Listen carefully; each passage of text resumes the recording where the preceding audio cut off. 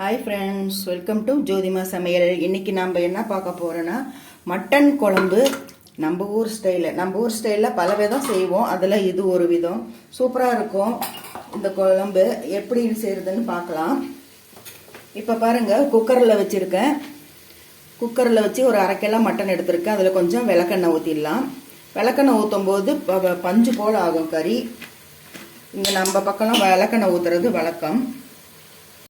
அப்புறம் கொஞ்சம் மஞ்சத்தூள். சும்மா இது அப்படியே வேக வச்சு எடுத்துக்கலாம். கறி எத்தனை விசில் வேகுன்ட்டு பார்த்துக்குங்க. இப்போ எங்கள் ஊரில் கறி கொஞ்சம் இதாக தான் இருக்கும். நான் 5 விசில் விட்டு எடுத்துக்க போகிறேன். இப்போ உப்பு போட்டாச்சு. உப்பு, மஞ்சத்தூள், விளக்கெண்ணெய் 3 ஊற்றிருக்கேன்.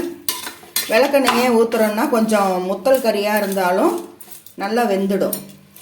அதுக்காக தான் விளக்கெண்ணெய் ஊற்றுறது. இப்போது இதில் கொஞ்சம் நேரம் வதங்கட்டும். வதங்கின வாட்டி தண்ணி ஊற்றி வேக வைக்கலாம். இப்போ பாருங்கள், கறி போட்டு நல்லா கொஞ்சம் நேரம் வதக்கியாச்சு. இதுலேயே கொஞ்சம் தண்ணி விடுதில்ல. அப்போ நாம் ஒரு டம்ளர் தண்ணி ஊற்றி ஒரு 5 விசில் விட்டு எடுத்துக்கலாம். கறி நல்லா வேகட்டும். இப்போ இது 5 விசில் வரட்டும், அதுக்கப்புறம் பார்க்கலாம். இப்போ பாருங்கள், கறி நல்லா வெந்துருச்சு. 5 விசில் வச்சேன், நல்லா வெந்துருச்சு.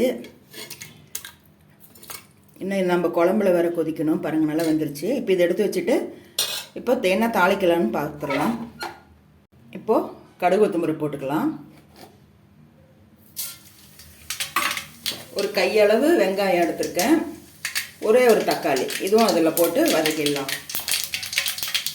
இப்போ பாருங்கள், தக்காளி, வெங்காயம், கருவேப்பிலை எல்லாம் போட்டு வதக்கிட்டு இருக்கு. இப்போ நம்ம அரைக்கிறதுக்கு என்னென்னு பார்க்கலாம். ஒரு 1/2 மூடிக்கு கம்மியாக தேங்காய், 1 ஸ்பூன் மிளகு, 1 ஸ்பூன் ஜீரகம், 1 ஸ்பூன் சோம்பு, 1 ஸ்பூன் கசகசா, இதெல்லாம் போட்டு கொரன்னு அரைச்சிக்கலாம். ரொம்ப நைஸாக வேண்டாம், கொரன்னு அரைச்சிக்கலாம். அது வரைக்கும் இதெல்லாம் வேகட்டும். நம்ம இதை அரைச்சிட்டு வந்துடலாம்.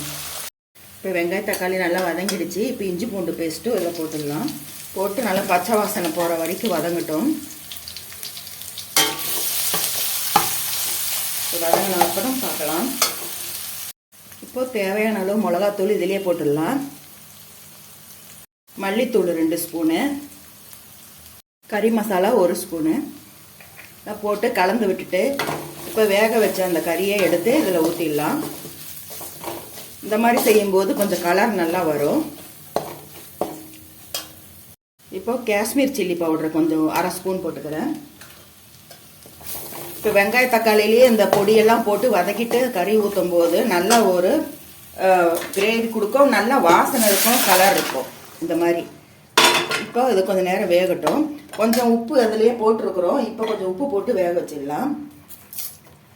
இது கொஞ்சம் நேரம் வெந்த வாட்டி நாம் இந்த அரைச்ச விழுது நம்ம அதில் ஊற்றி கொதிக்க வச்சிடலாம். நல்லா கொதித்து அந்த எண்ணெய் எல்லாம் மேலே வந்துருச்சு. இப்போ அந்த அரைச்ச விழுதை இதில் ஊற்றிடலாம். ஊற்றி இது ஒரு கெட்டியாக தான் வைக்கணும். ரொம்ப தண்ணியாக இருந்துச்சுன்னா அது ஒரு மாதிரி குழம்பு. நம்ம தண்ணியாக வச்சு அதிலிருந்து கறியெல்லாம் எடுத்து தனியாக வறுப்போம். இந்த மாதிரி இது செமி கிரேவி மாதிரி வைக்கிறது. இதில் கசகசெல்லாம் போட்டிருக்கறனால நல்லா கெட்டியாகும்.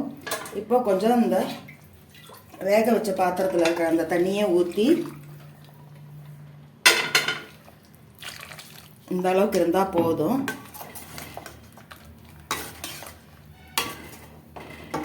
நல்லா இது ஒரு 5 நிமிஷம் கொதிக்கட்டும்.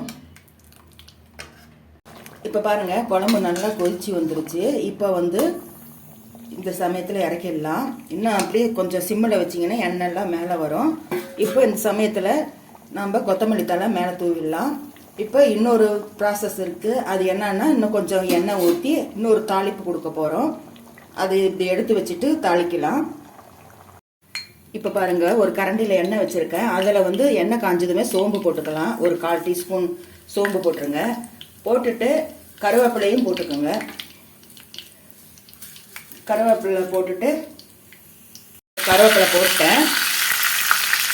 இப்போது இந்த இடத்துல கறி மசாலா கொஞ்சம் அப்படியே கறி மசாலாவும் இந்த மிளகாத்தூளும் ரவுண்டு கொஞ்சமாக போட்டால் அது தீயக்கூடாது. இப்போ அப்படியே குழம்புல ஊற்றிடலாம். இப்போ பாருங்கள், இப்போ அந்த சூட்லேயே அப்படியே ஊற்றிடணும். இந்த மாதிரி ஊற்றிட்டு கப்புன்னு மூடி வச்சிடணும். இந்த மாதிரி ஊற்றி வச்சுட்டு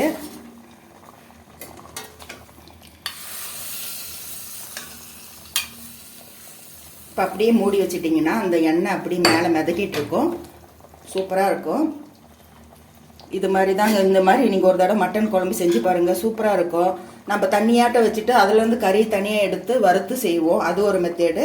இந்த மாதிரி செமி கிரேவியாக செய்வோம், இது சூப்பராக இருக்கும். வாசனையும் டேஸ்ட்டும் அருமையாக இருக்கும். சிம்பிளானது தான். நீங்களும் இது மாதிரி செஞ்சு பார்த்துட்டு எப்படி இருக்குன்னு சொல்லுங்கள். மீண்டும் உங்களை அடுத்த வீடியோ சந்திக்கும் வரை வணக்கம்.